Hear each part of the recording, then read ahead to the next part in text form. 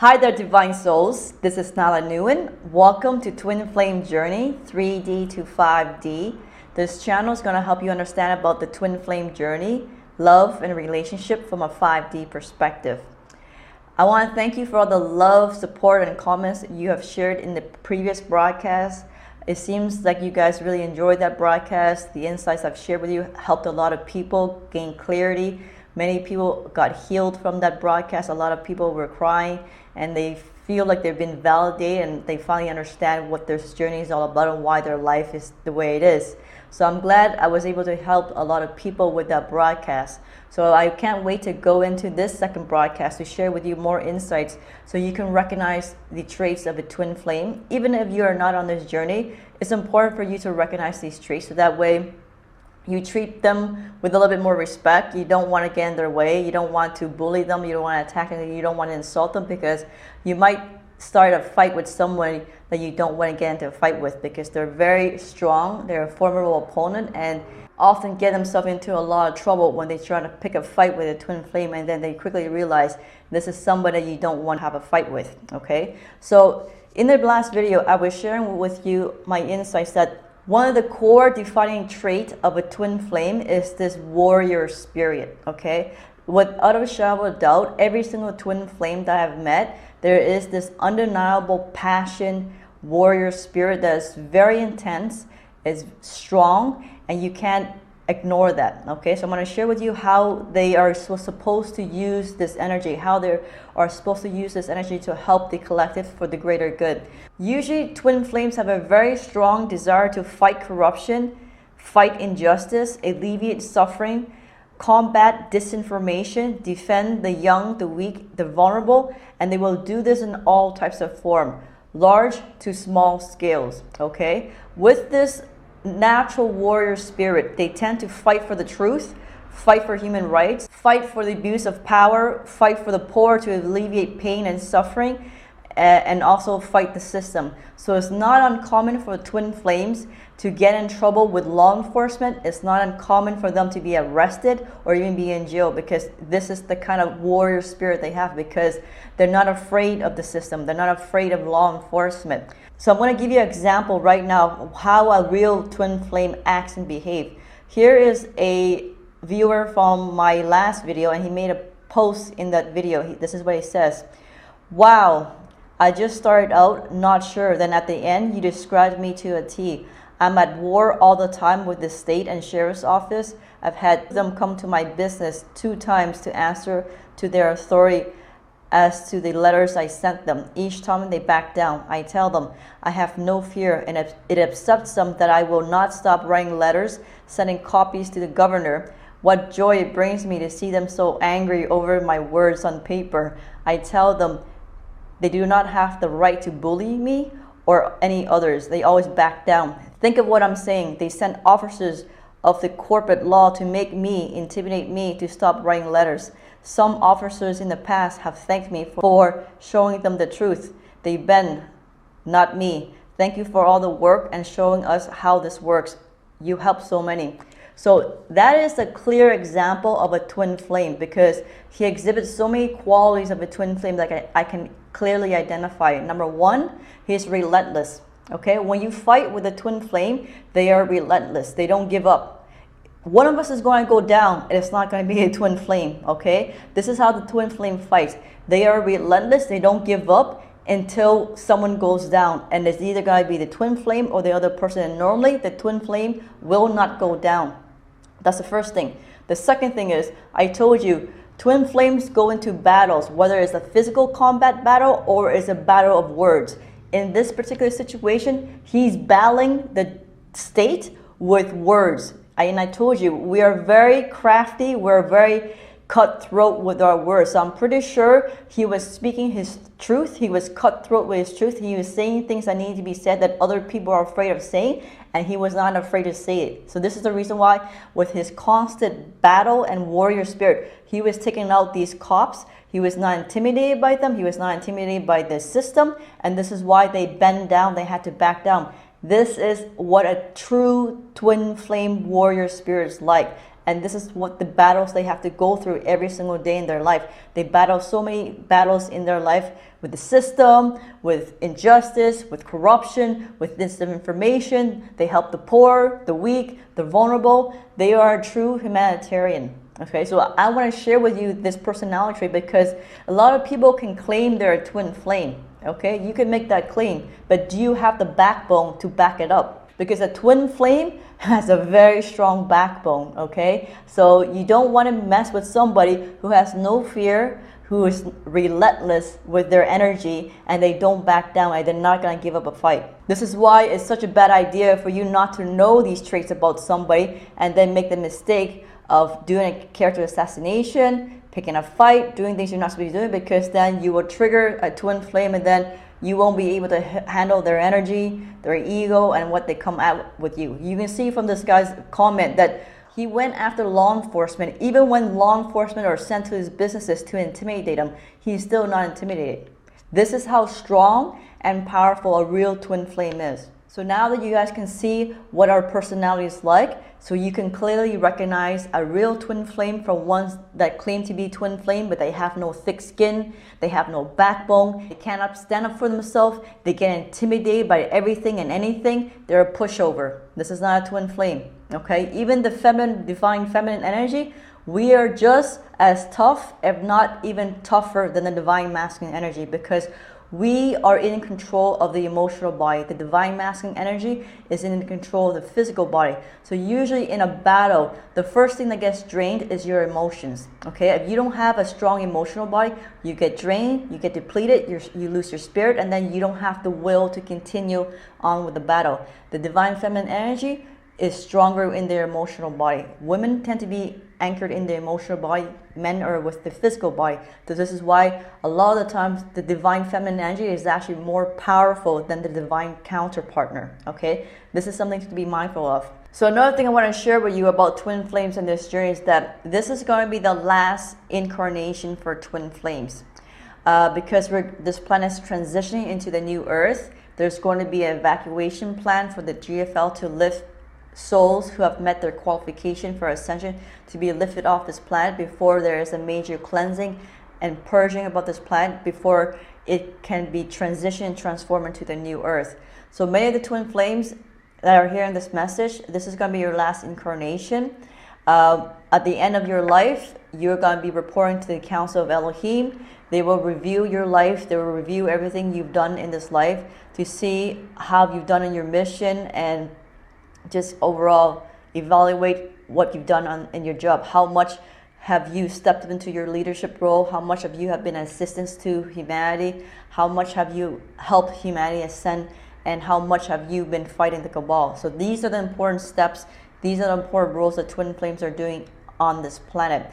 A lot of people don't understand why twin flames came into this planet. Now I'm sharing with you the information why twin flames have come into this planet.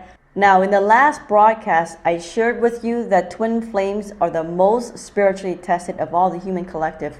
And there are reasons why we're so spiritually tested. Because in order for you to get the calling, find out what you came here to do, you actually have to qualify and show to the spiritual hierarchy that you have what it takes to pass these tests in order for you to go into your mission. I'm going to give you an example of some of the tests that most twin flames have to go through.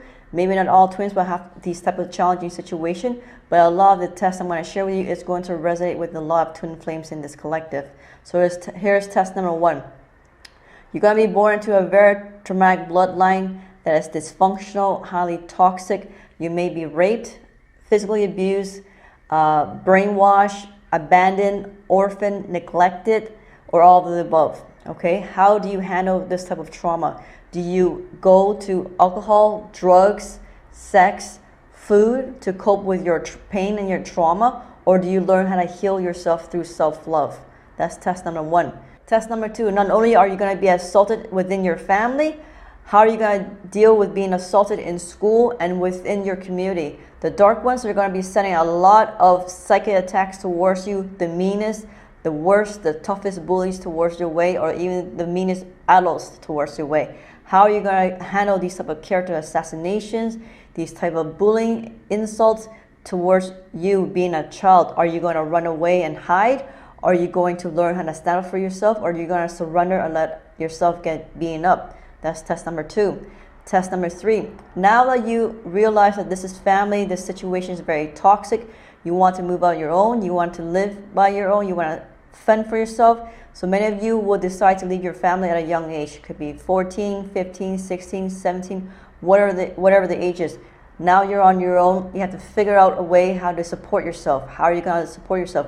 Are you going to do it the legal way? Or are you going to follow the illegal way and do things illegally by going down the dark path? Test number 3. Test number 4. You find yourself in a job setting. You manage to get a job to support yourself. How do you handle being in a toxic work environment that is not really resonating with your personality? Your personality is quite strong. You're really independent. You don't like to be told what to do, but now you have a boss breathing down your neck, telling you what to do. You're on a schedule. You don't like to be on a schedule. You don't want to be in control of your life, your time. You don't really find this type of work fulfilling, and you don't like it. How are you going to get yourself out of this work environment and support yourself to do something that's more fulfilling? That's test number 4. Now, test number 5. If you've managed to figure a way to leave your toxic job environment and leave your toxic work environment with your co-workers or your boss that these dark ones may send towards you for psychic attacks, how do you handle in a self-employed state of consciousness? Okay, so jumping from being an employee to self-employed is a huge jump in consciousness, because you have to take a lot of risks. You have to really know what you're doing when it comes to business. You have to overcome many fears to be able to make that jump in consciousness to move into self-employment. Okay, now how do you handle being self-employed? You got your self-employment business, or you're a contractor, you're doing something, and then it no longer fulfills you. It no longer resonates with your soul. You don't enjoy the work anymore. How are you going to get out of the situation? Okay, it's one thing to do self-employment work that is fulfilling, you love it, you're passionate about it, and you're doing God's work. But it's another thing to do self-employment work for the sake of doing it because you need to pay your bills. The self-employment work where you're doing for the sake of it to pay your bills is still a matrix job. You're still unfulfilled. You're still not happy. You're producing loose energy for these dark ones. How are you going to pass this test? So a lot of twin flames might be in this situation where they're in self-employment jobs and they're not exactly fulfilled. This is the test that you have to pass for yourself now. Next set of tests. The spiritual hierarchy might give you an opportunity where you are now presented with an opportunity to leave your home base, your hometown. Are you going to take the initiative and leave your home base, forge out into the world, find another opportunity, explore the world? Are you going to be afraid of leaving your home base? Are you afraid to try something new? Are you afraid of the unknown? That's going to be another test. So many twin flames will be given an opportunity to leave their home base. First test is to move from your hometown, move from where you were raised, where you're familiar with your support network. You got to move to either another state or another province, another city. If you're able to pass that test, the next test will be you're going to be relocated to a different country. Okay, now how are you going to be able to support yourself living in a foreign country? Because a twin flames mission, they're sent to a very isolated location where they have to anchor in their higher frequencies. And sometimes they're sent to locations where they don't want to be in, but they have to be there because of their high vibration. And just them being there, they're actually anchoring more light and helping the people around them to be more light, more spiritually awake. So their high vibrational energy makes a tremendous difference in that area they're in. So a lot of the times the spiritual hierarchy will send twin flames to different areas where they're needed. So twin flames have to pass these tests in order to qualify to go into their mission. For me, myself, I was going through this exact same journey. I left my home base when I was in my early 20s, moved out of my province, went to a different province, lived there for a couple of years, and then I was moved into the United States, lived there for a couple of years, and then I moved abroad. So I was already moving around a lot because I was passing these tests, and I was able to show to the spiritual hierarchy that I can pass these tests, fend for myself, be independent, be self-sufficient, and live abroad and just be on my own. Now, let's say you're able to manage to pass all these tests and you're now doing what you're supposed to be doing, which you managed to find your soul mission. You're in a position that the spiritual hierarchy has put you in, and you're supposed to be there to anchor more light for that location. The other spiritual test you're gonna go through now is once you're doing your soul work and you're doing what you're supposed to be doing, the dark ones is gonna be sending a bunch of psychic attacks, trolls after you. They're gonna be censoring your messages, deleting views, like what they're doing to this channel and to my broadcast. They're going to be unsubscribing viewers and subscribers from you. They're going to be shadow banning you, not allowing other people to read your posts, your comment section. How are you going to handle this situation? They might even go as far as even removing you from the platform. They might go as far as even blacklisting you from PayPal, so that way you have no way to support yourself, no way to receive donations, support from the audience. How are you going to continue your work? Are you going to allow the dark one to stop you by kicking you off the platform, by saying trolls towards you to trigger all your childhood traumas and wounds? How are you going to handle all these type of attacks? Because once you reach to that level where you're doing your soul work now, the attacks become very, very aggressive. It's very intense, and they start attacking you financially, so that you're very weak and you're not able to continue doing your soul mission, and you have to go back living a matrix job, trying to find something to support yourself. This is the typical strategy of the dark ones. Once they see a twin flame reach a certain vibration and doing their soul work, immediately that twin flame is censored, squashed, suppressed, oppressed, everything. They throw everything at the twin flame to make sure this twin flame is not on their path, not doing what they're supposed to be doing. Because if they allow this twin flame to succeed, to influence, this twin flame is way too powerful for them to handle. So this is why you don't really get to know many genuine twin flames on the social media platform, because before they even get there to even have an audience, they're already a censor attacked by 2,000 followers, 5,000 followers. The dark ones are already attacking their PayPal accounts, deleting them, blacklisting them. Twin flames have to really face a whole bunch of obstacles to be able to sustain themselves, to be online, to carry on with the mission. It's actually a miracle that I'm still doing this work after 3 years with all the constant attacks that I have to deal with on a daily basis. I've become so skilled at handling these trolls now that it's actually quite amusing, and I have a lot of fun dealing with trolls now. Before 3 years ago, when they used to attack me, I would get triggered. I would go from 0 to 200 in less than 30 seconds, because I was very unhealed, still traumatized. I didn't understand what these triggers are. But then on this ascension journey, I was able to heal myself, and I was able to overcome a lot of the traumas that I went through, and I was able to identify my trigger. So once I got myself to a point where I was healed, these trolls didn't stand a chance. Okay, these attackers, my naysayers, whatever you want to call them, they can come at me with all they want, and I would totally have fun taking them out. So one of the biggest obstacles that twin flames have to go through is to overcome poverty consciousness. The dark ones are constantly attacking twin flames to make sure they don't get powerful, they are not able to support themselves, because if they can keep a twin flame weak, in poverty consciousness, that twin flame is not much of a threat, because they're living in lower vibration.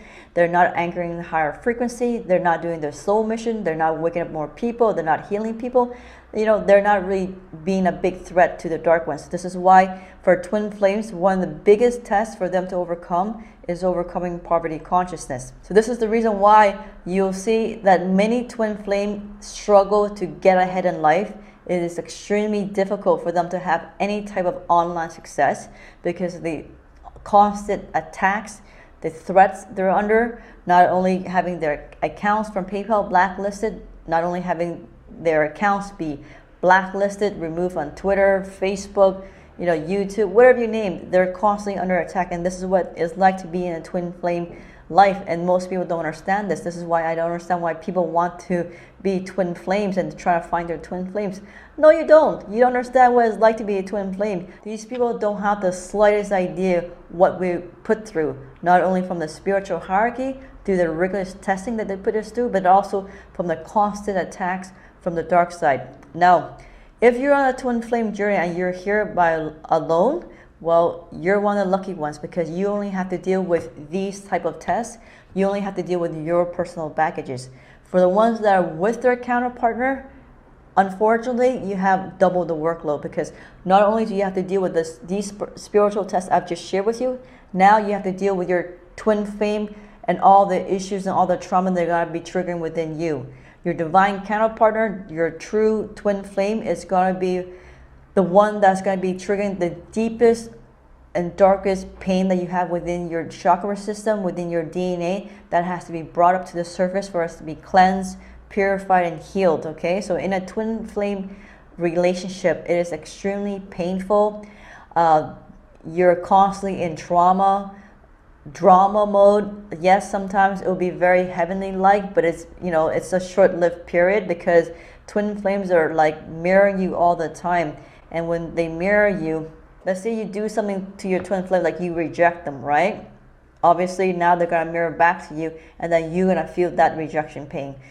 So this is why in twin flame dynamic, they're constantly mirroring each other back, so that way they trigger all these wounds within themselves for it to be raised to the surface, for it to be healed. And a lot of time, this mirroring effect between twin flames happen at an unconscious level. They don't know that they're doing it. They have no awareness, and this is why they're constantly cycling themselves in these cycles where they're triggering each other's ego, they're triggering each other's trauma. They don't know how they're doing it. It's completely unconscious. It's automated, but then they go into these explosive fights, and which also cause more pain, more trauma for these twin flames. They have to separate, they have to heal, and then they come back together because they miss each other so much. The obsessive thinking drives them crazy. So obsessive thinking, the constant pain of missing the other person, brings the twin flames back together. Then they have their tantric orgasmic lovemaking that heals them, and then boom, another fight gets triggered, because each time you have sex with your twin flame, it triggers a lot of deep wounds within your chakra system and your DNA. So the more sex twin flames have, the more triggers gets released, and then now they're having more fights, and there's this constant battle back and forth, back and forth. So people don't understand what it's truly like to be in a twin flame dynamic. It is emotionally exhausting. You're constantly fighting with yourself. You're constantly fighting with your twin flame. You're fighting with the dark ones. You're never at peace within yourself, okay? I'm going to go into a lot more details to explain to you the differences between karmic, soulmate, and twin flame relationship. I'm just sharing with you right now some of the summaries and some highlights, so that way you understand that this twin flame journey is not for the faint of heart. It's not what people make it out to be. A lot of people who are thinking that it's like a romanticized journey, it's like happily ever after, like a Walt Disney movie. They don't know what they're talking about, okay? Twin flame are here for a galactic mission. They're here to defeat the cabal. They're here to help the humanity ascend. They're here for a lot of reasons. But this romanticized journey that people make it out to be, that it is the object of their journey is to be with their twin flame, but then not do nothing with their lives and still live in their 3D matrix job, living very small lives and not doing the work that they're supposed to be doing, which is fulfilling their soul mission, doing their divine plan. No, I'm sorry, that's not what twin flames came here to do. You're here for a very big mission and big purpose, and in order for you to get that mission, that calling, you have to pass through all these tests. And the reason why you have to pass through all these tests, because how are you going to lead humanity out of darkness if you cannot lead yourself out of darkness? How can you heal humanity and be a leader for the collective if you have not learned first how to heal yourself? Everything begins with the self. So the twin flame first have to learn how to heal themselves. They first have to learn how to lead themselves out of the darkness of their own life in order for them to get the calling to find out what they came here to do. Okay? I was able to figure this out for myself. This is the reason why I told you I had to pass a lot of spiritual tests to be able to do what I'm doing right now, to be in this leadership position, to share with you my insights, the wisdom that I've acquired, the experiences that I had to overcome, the challenges that I had to face. It was very tough for me, because I'm not here alone. I have my twin flame, and my twin flame is a very mentally ill twin flame. He has a lot of mental illness issue. We're talking about bipolar, narcissism, a sociopath. He has everything, ADHD. He is very, very traumatized and mentally ill. So as you can imagine, this has taken a tremendous toll on me, and I had to do a lot of healing work to overcome all this trauma in order for me to show up and do this kind of work for the collective. So believe me, once you go through all this entire journey and you pass through all these tests I'm sharing with you, you are going to be ridiculously strong, very tough, and the dark ones have a very hard time taking you out because you're relentless. Nothing they do makes you intimidated. Nothing they do makes you afraid. Nothing they do stops you from doing what you came here to do, which is your soul mission. So now I've explained a lot about this twin flame journey, the traits of twin flame, what they have to go through, so you get an understanding what twin flames have to deal with and the personality traits of a twin flame. So you get an idea the kind of attacks, the kind of nonsense, the obstacles we have to face and overcome in order for us to be here, just to be on this broadcast, just to share this message with you. It takes a lot for a twin flame to get to this point. Believe me, not many twin flames make it to this point, because this journey will put you in one of three categories. One, it will completely devastate you. It will completely break you. You are either depressed, you're lonely, you're isolated, you're miserable, and you're just down and out. You're completely broken. You're a shell of a person. Or it'll put you in a path where you're very mentally ill, you're very lost, you're confused, you have no idea where you're at, you have no idea what you came here to do. You're just in a very cloudy, unclear, confused state. You're a lost soul. Or it'll put you in the third category, which is one of the rarest category of all, which is you being in your Empress energy, you being in a leader, you being a phoenix that rises from the ashes, you being a true leader for not only the human collective, but now also for the twin flame collective. So in order for you to rise to that leadership position, to be in the third category, you have to pass through a lot of spiritual tests. You have to gain the lesson. You have to learn from the circumstances you were being dealt with, that you had to overcome, to acquire the lessons so you can become this leader to help lead the collective out of the darkness that they're in, help the collective heal, so that way you know that you're leading them on the right path. What is the point of giving a person a job and a mission when they're not even healed, they're not even clear about what they came here to do, and they're still living in the darkness? A blind and unhealed person will be only leading the collective into a ditch. This is why the spiritual hierarchy, they're very selective on who they are making the calling to, because these twin flames have to pass through all these testings to qualify, to get their download, to get where they're calling for. This is how I was able to get my calling, was that I demonstrated to the spiritual hierarchy that I was able to live in a foreign country. I was able to support myself. I was able to leave the matrix. I was able to have a business where I was doing things on my own and doing work that was fulfilling me. I was demonstrating all these strengths and qualities, and that's when the calling came. Okay, so hopefully this information provide you a lot of clarity. You got more insights, and you know what you came here to do. So if you are a twin flame and you're super motivated to know more about yourself and this journey from a 5D perspective, there is going to be a part 3 to this video series, Signs You Might Be a Twin Flame Part 3, and I'm going to put this video in the membership area just for the twin flame. I have about 8 more traits I want to cover with you and some bonus materials. So for those of you who are very interested, eager, excited to know more about yourself and this journey, this video is going to be in the twin flame section. You want to visit my website, www.3d to5d.com.